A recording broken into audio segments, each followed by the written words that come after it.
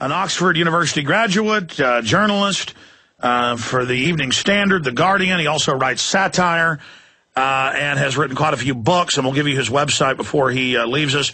He's on TV shows on Channel 4, reality TV, and BBC One.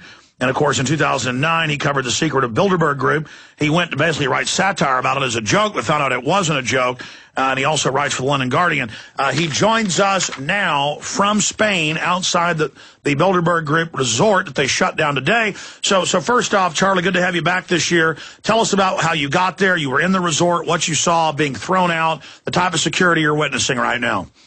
Hello, Alex. We spent a couple of nights in the hotel, a little bit cheekily before lockdown, which took place at noon today. And, basically all the guests left over the last few days because they have the Bilderberg block booking. And they're replaced by the conference organisers who are up to their ears in it. And more and more security men who are just piling in at the moment, and the police are piling in, and police helicopters are taking to the skies, and it's the same old thing. It feels very much like Vouliagmeni in Greece last year. In fact, the hotel was very similar. It's up on a hill. There's a small little road that leads up to it, and it's just by the seaside, and it's a small little sleepy town. And, the supreme leaders up in their citadel above exactly, the rabble scum. Very much. That is exactly what is happening, and there's the same dynamic of a very few. I mean, more this year, but a few people coming to bear witness to the event. Pathetic rabble down beneath the walls, with our centurions keeping a close eye on the dangerous scallywags. There's quite a lot of that, actually. We overheard a few conversations, and we have a source in the conference team as well. And well, that's big news. You have a source inside the conference team. You were in there and overheard stuff, just like when I was in, I can back this up, when I was in Canada, but really in Virginia, I was in there the day they shut it down and kind of stayed till the end, till they were trying to throw us out. And there were like security teams, and I was, catching all of it, and every spare room and office area was packed full of security people. Tell us as much as you can about the source without revealing them, and tell us what you overheard, Mr. Skelton. Well, I can't tell you anything. I'm not going to tell you anything about the source, but I will tell you some interesting things. One of them is that there's a no-fly zone for 4 days over the hotel, and that's being enforced by police helicopters, and that begins at 8 a.m. Tomorrow, which is the first official day of the conference. We spoke to a barman there, and a barman. And we were talking about the cost of this whole thing, and he just said, look, you do not want to know how much this is costing. And, when you think of I can't quite get past it in my mind, the sheer cost of this operation, it is huge. And if anyone thinks that it's not a large event, it is. I've never seen anything like it. And, and of course, the taxpayers pay with our tax money to protect the criminal rulers. And to be honest, I don't think the Spanish taxpayers are in any position to be paying for this kind of circus right now. Well, listen, we're going to know more as the days develop and as you talk to journalists and your source, but, what can you tell me about what you overheard? What can you tell me about what the source told you? Well, I can confirm some delegates who are coming. Some of them, they tend to come every year. There's Richard Holbrooke, the Obama special representative to Afghanistan and Pakistan. He'll be there. General Jack Keane, who I think he was in charge of your army at some point for some years. And interesting, a new name, I think, which is Marcus Agius, who's chairman of Barclays. And he's also senior non-executive director on the new BBC executive board. So it's interesting. The BBC may not be here covering the event live on the ground, but they do have someone inside. But actually, I mustn't badmouth the BBC because they put me on the radio this morning on Radio 4, the BBC, BBC Radio 4 Today programme, and had a nice chat. And it wasn't... Now, you called this a loss of innocence last year because, I mean, you weren't really expecting to be clapped in irons. I really wasn't. I wasn't even expecting... I wasn't quite expecting... I didn't have any idea, to be honest, what was going to happen at all.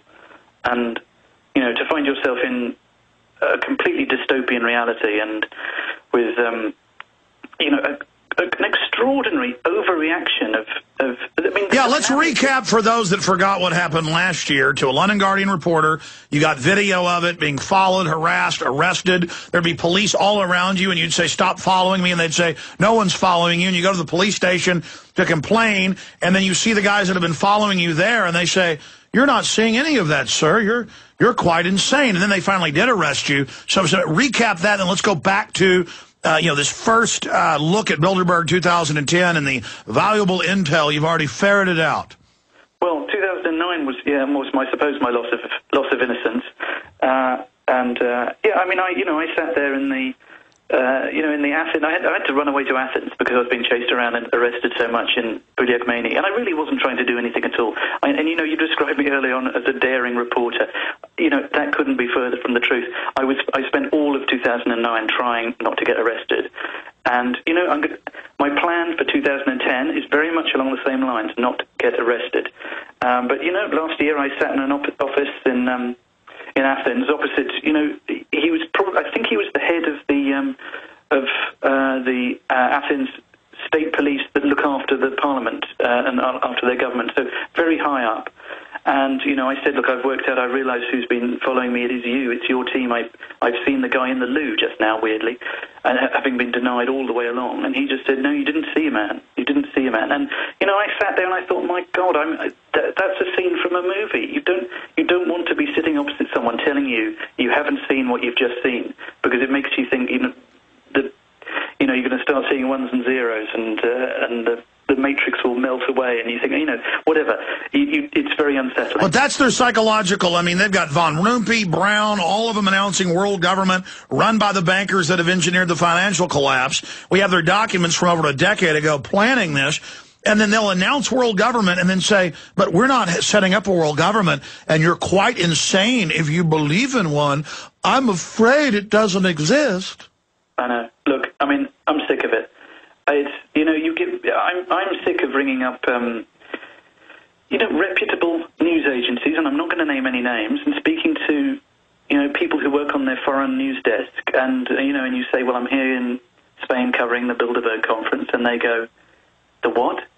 And, you know, I'm thinking, look, I mean, this is a big deal. It really is a big deal. If you had 150, you've all heard it before, top football players meeting in secret, there'd be 50 helicopters above and 1,000 press. If you had 150 top Hollywood stars meeting in secret, and they've been doing it since '54, you'd have 1,000 helicopters and 5,000 press. But with this, it's just, oh, you don't see those black sedans pulling in. You don't see the troops with machine guns.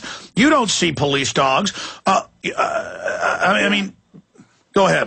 Well, I was going to say that, you know, and do you know what? I don't have a problem with a bunch of financiers and business people getting together to meet up to determine how to fleece, you know, me and whoever, or to sell me whatever mobile phone or anything. I don't care. They can strategize to their heart's content. But, you know, we've got a new coalition in Britain, and what David Cameron, who's an ex-Bilderberg, and Nick Clegg like to talk about at the moment is transparency and openness, and they want that in our politics. You know, that they, you know, whatever. Let's find out whether that's the case. But they do keep saying we want transparency and we want openness. Well, that's like Obama. He said he's going to be the most transparent. He's more secretive than Bush. It's always the opposite with these guys when they tell you something. Yeah. Well, and do you know what? It would be nice if, in the spirit of openness and transparency, we simply knew which elected officials went to this 4-day meeting and what they talked about in terms of policy. Because they are setting policy in there, and it's against the law in the U.S., the Logan Act. Did you hear about Daniel Estulin testifying before the European Parliament? I did, yes, extraordinary. So what's your take on that? That's a step in the right direction, you know. I mean, it's being talked about. The word is being... You know, the word is being talked about and normalized, and you just want people to go... You know, when people talk about the Bilderberg conspiracy... It's not, as I keep saying, it's not a conspiracy, it's a meeting. It's a conference. It's a 4-day But see, they put oh, what's the right term? That stereotype on it. They put it on you. You're like, hey, there's rich elite. You know, they're robbing us of the banking system. You know, they're meeting in there. We've gotten their minutes. And they just go, oh, you didn't take your medication. It's just a way to disregard what you're saying and always make the debate about whether it exists or not, instead of having a debate about should these private bankers be setting up a global police state to fully extract all our wealth from us. That's exactly it. I am so sick of every time one mentions any kind of, I don't know what to call it, geo-machinations or any kind of global strategy or you talk about any kind of large financial stroke economic, military industrial, whatever you want to call it. You start talking in those terms and you get told, oh, yeah, put on your tin hat. And you know what? I'm so bored to the back teeth of that.